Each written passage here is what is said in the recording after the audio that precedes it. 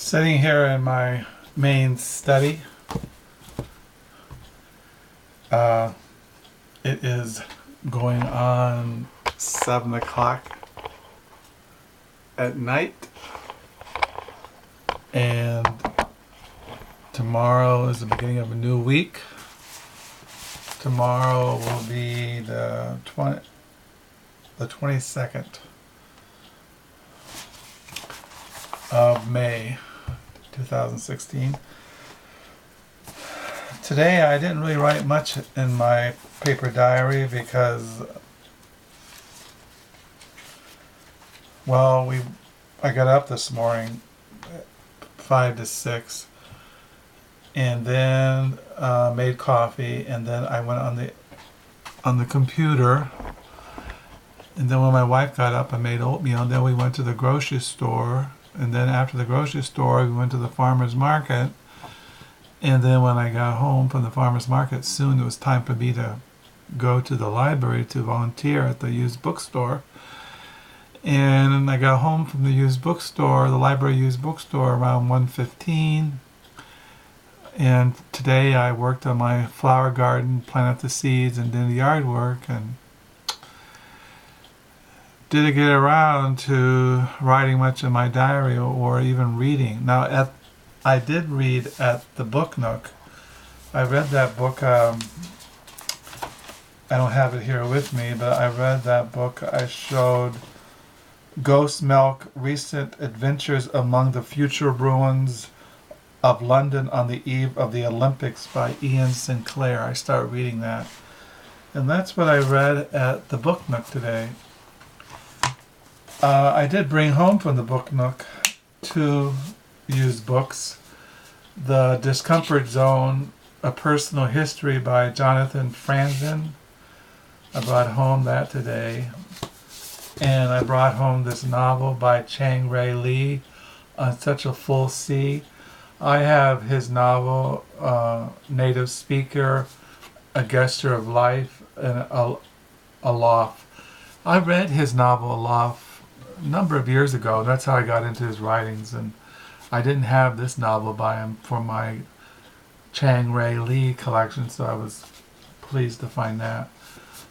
So I got those at the Book Nook today. And in this video I want to show what books I got at the thrift stores this week.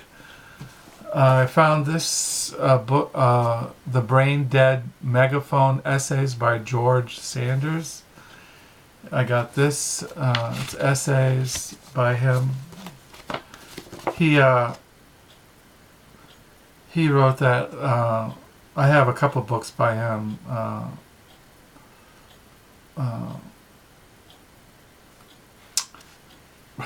My mind just passed. I got his Pastoria. I have that, and another book of essays were short stories by him. So I got that, and I didn't ever have a copy of Daniel Defoe's Robin Crusoe. I got this edition. It's kind of like has these old illustrations in it. It's kind of stiff. The binding's already cracking, but hey, I didn't have it, so see, it has those illustrations. It's cracking right there down the middle, but anyway, it's only like 60 cents. So, and I had Jeanette Witterson's The Passion,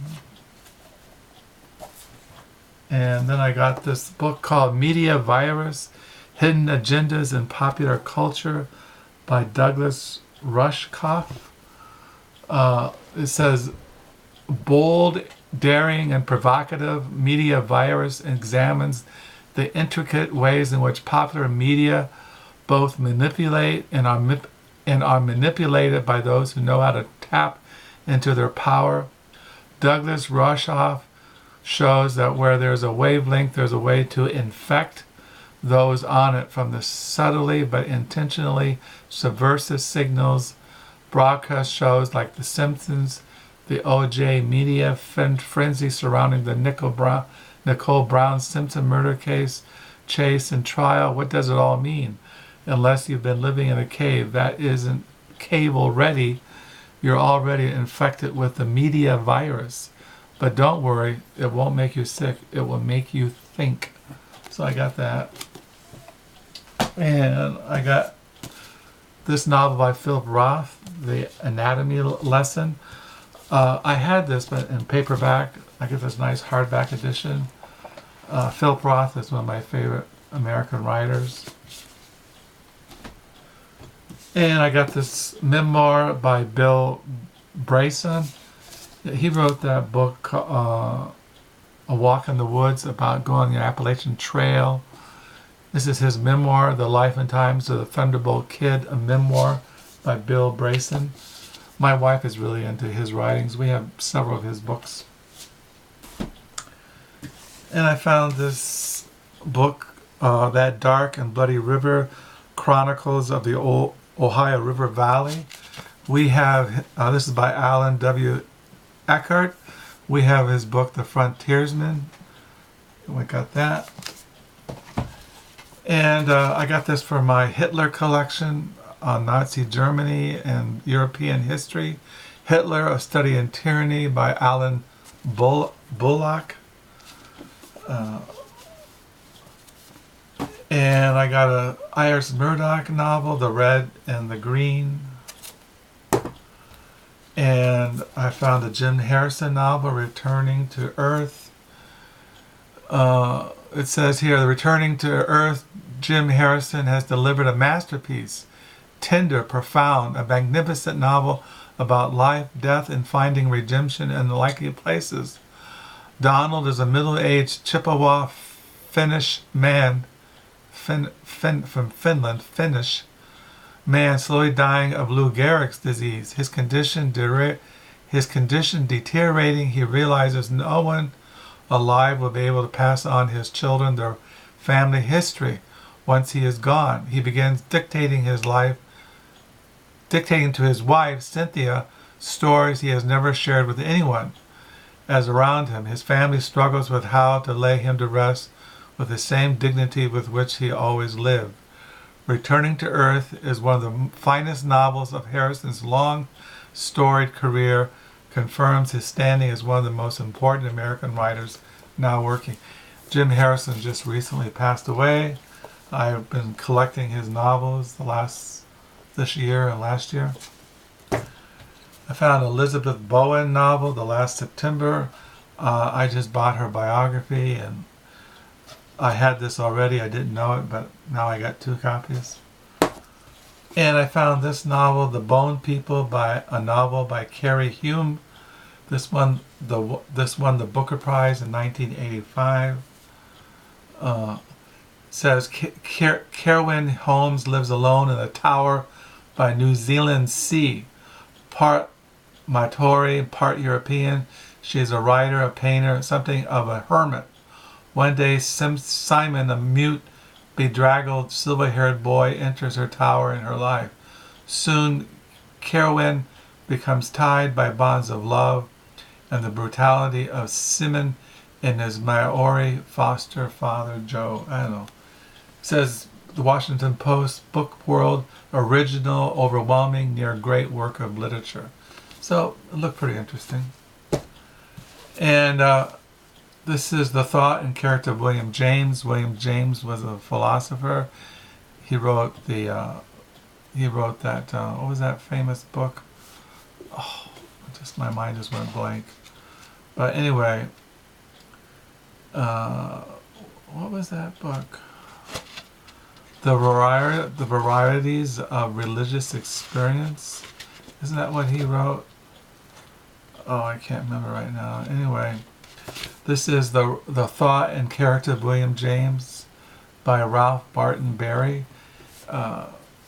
So I got that. His brother was Henry James, the writer.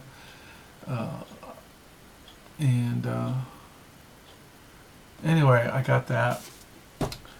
And I found this novel, The Machine Dreams by Jalen Ann Phillips. The Wall Street Journal says, intensely American, beautifully written first novel, one of the finest in contemporary fiction. So it got good reviews. I never heard of her, but I look forward to looking into it. And I found this book by Dianese Allen, Christian Belief in a Postmodern World, and Philip Capello, Capito. I have two novels by him, but this is his novel, The Horn of Africa.